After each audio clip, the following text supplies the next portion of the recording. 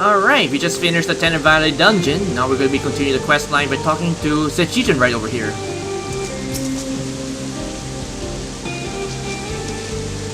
You return? With a nail needed to be seen? I experienced them firsthand myself. The pain was simply indescribable. That said, once it subsided, I was surprised to find the lower back pain, which have ailed me for years, had completely vanished. Ooh, that's very convenient. After all the pricking of needles, their back pain just suddenly disappeared. Now, tell me your expedition. I wish to hear everything. What did you see? What was hidden deep within those ruins? Well, for starters, we saw a bunch of cactuars, not to mention the ancient civilization down there, and also a great Serpent of Ronka of all things.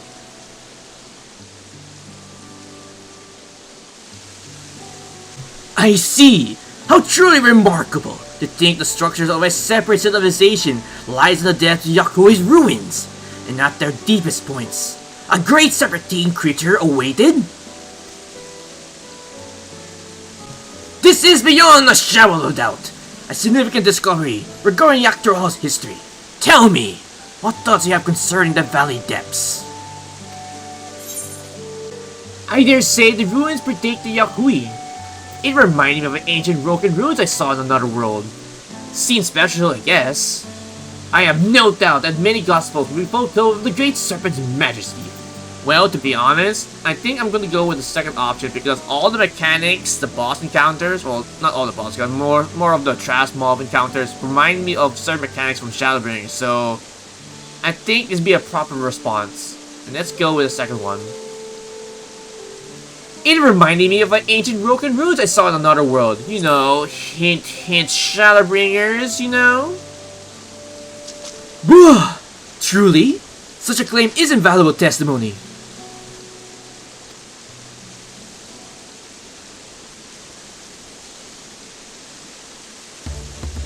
Based on your description, this life of the ancient Yakui is simultaneously feared and revered. This serpent is an unfathomable power, and after encountering it, it constructed a temple to conceal it from the world. This may be the final element which proved my life's work, a theory, the eerie resemblance of the Vexian civilization.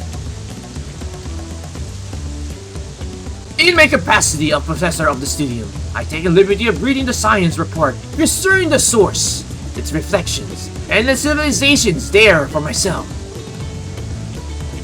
Their findings indicate that the Sundering diminished mankind's intelligence, battle for beasts. The flourishing civilization of the ancient was forgotten, and the people of such reflection set out to separate paths, forging desperate civilizations of their own. Yet, you can say that these civilizations worlds apart are truly so different. If it all came to one shard, ancient heritage would not be so natural. The development of each society and culture bears similarities to one another. Well, if you say so. What I'm trying to say is that it is entirely possible a society which predates Yakui and bears similarities of the ancient Ronkan once existed in the source. Naturally, it is necessary to conduct further research regarding how the civilization born in two separate worlds developed under entirely different environments. Nonetheless, your discovery today has proven further proof of a possibility of my theory. In which case, on that subject, I would like you to join me on another venture, one marked less fraught with danger, as one has traversed beyond the rift to the first. Your knowledge and insight concerning ancient Ronka are invaluable. I will journey to Waller's Echo and speak of the chronicles of Yakui that I may learn of their legend. Who knows, maybe you can discover some striking parallels to the culture of the ancient Ronka. Well, I guess we're off to the Yakui to know more about the civilization down there in Tender Valley. Alright, so we need to go... Where's Echo? Where's this one? Oh, I need to go here now? Okay. Boom, boom, boom, boom, boom. Telepontente Cristo Grande.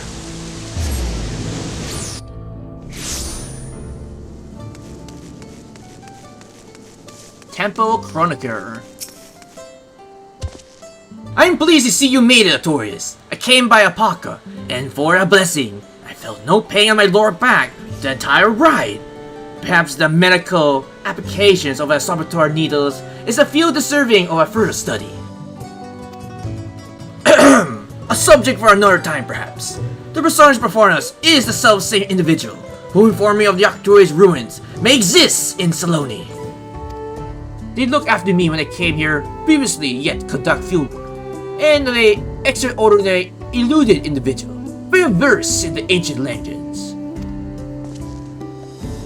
Tell me, my friend, based on what I have shared with you, were you able to find all commonalities between the legend of your people and the ruins we discovered in Tural? Excluding those concerning diseases, previous stories of the ancestors were traversed north had been passed down. But for the valiant warriors who fought when the sky ruins low, I will share with you a strong regarding a great serpent, ones we normally would not disclose to the outsiders.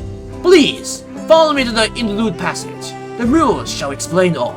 Well, hopefully the rules in the cave will actually explain how the hell the Great Serpent of Ronka came to be in our world.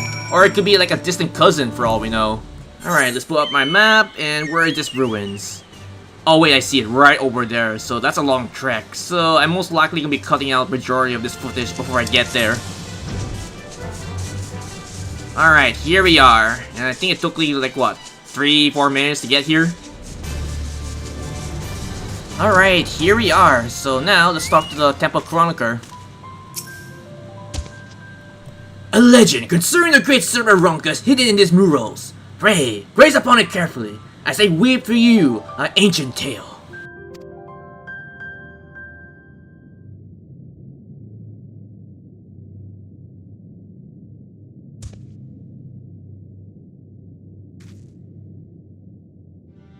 Long, long ago, a sect of our ancestors forged north. They are deep within a valley. They discovered the remains of an ancient temple.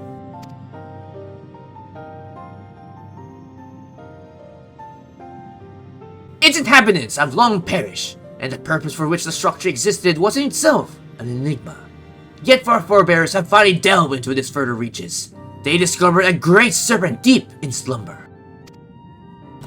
It should be noted, our people were revered serpent as a divine creature who governed the boundary between worlds.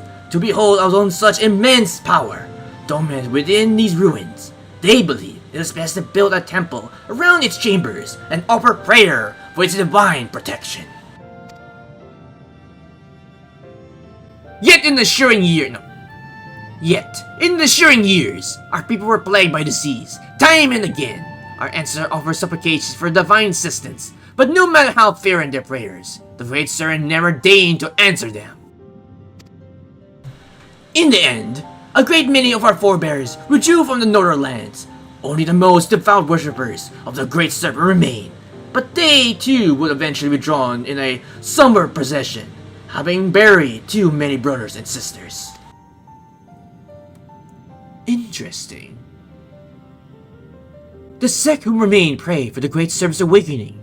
They pray for a salvation that would never come.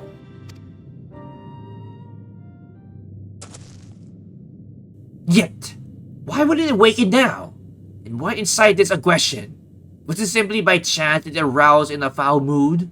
Or there perhaps some underlying reason we yet uncover? The devout who held the vigil of the temple held this belief. When the Great Serpent doubt awakens, its coil shall envelop the world. In other words, the creature discovered was itself a pretext to legitimize their territorial expansion north. Yet, their prayers fell on deaf ears. Only now, before the benefactor, has the Great Serpent finally awoken. A particular but altogether fascinating turn of events. It's almost if that my presence awakened the Great Serpent. If the being you encounter is truly the divine, mayhap it was you who shall receive its blessing. If we consider that a friend here, a traveler capable of crossing the rift, through worlds was blessed by the being governing that boundary, would that not fit to the interpretation held by the sect who remain? At any rate, Arturi's testimony and the legend of Yakui shall go a long way in verifying my theory. If I can gather sufficient evidence that these two civilizations, worlds apart, share fundamental values, and prove my thesis, our outlook in history shall be irreparably changed. Mayhap the entire new field of study shall be pioneered. Thus the inceptions of a civilization and its infinitely bear similarities of each reflection. Was there some localized connection between them, such as a planar fissure? Or perhaps there was a all-powerful keeper of whispers, peering through the veil. Just thinking about what connects us across the rift gets my heart racing. I can't wait to know more about this. Ha! I certainly have my work cut out for me, and now that you've made my ruins safe, I may resume my expedition, and, perhaps more importantly, continue my writing my thesis. Master Chronicler, Artorius, I cannot thank either enough of you for your cooperation this day. I know not where my research might take me, but I have no doubt my pursuit of the mysterious and miraculous will see us cross paths again. Well, hopefully not too soon, that is. Well, see you, Mr. Chronicle Keeper.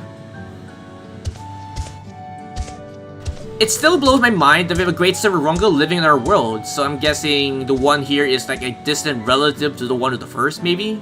Potentially, maybe, maybe not. But with theories aside, the quest, It Belongs in the Museum, is complete.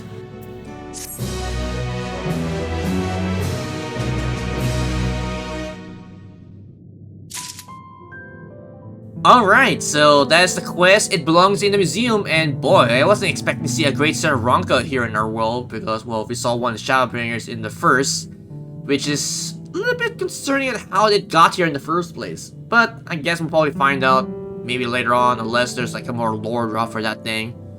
But who knows, maybe in the near future we might have a beast tribe that will actually explain the reason why we have a Serpent of Ronka in our world. But with that said, this would be a good time to end this recording session, so I hope you guys enjoyed this recording session on Final Fantasy XIV. If you have any comments, you can put them down below the video as well. And if you like this video, please click the like button, it's very much appreciated. And if you're curious for future projects, you can check out my YouTube channel. And if you like the content that's been uploaded there, you can probably subscribe. If not, that is alright. But if you're going to, don't forget to hit that bell icon to get notified for future videos in the near future. And as always, I have 3 projects which are continuing on my channel, which are Final Fantasy XIV Raid, Trial, MCQ, Rockets, Drawbridge, Minutes Bounce, or anything related to Final Fantasy XIV. Secondly would be my 2 gachas, which are FGO-NA for the Lost Belt missions, and Honkai Sora for the Trailblaze continuance, the companion missions, and the role videos for the 2 gachas respectively. And can't forget the events as well, which always a good way to supply yourself for the currency for your banner rolls and such. And lastly, to say the least, Persona 5 The Royal. And with that, this has been Raven State 45. Take care, stay safe, and have a pleasant Final Fantasy XIV day.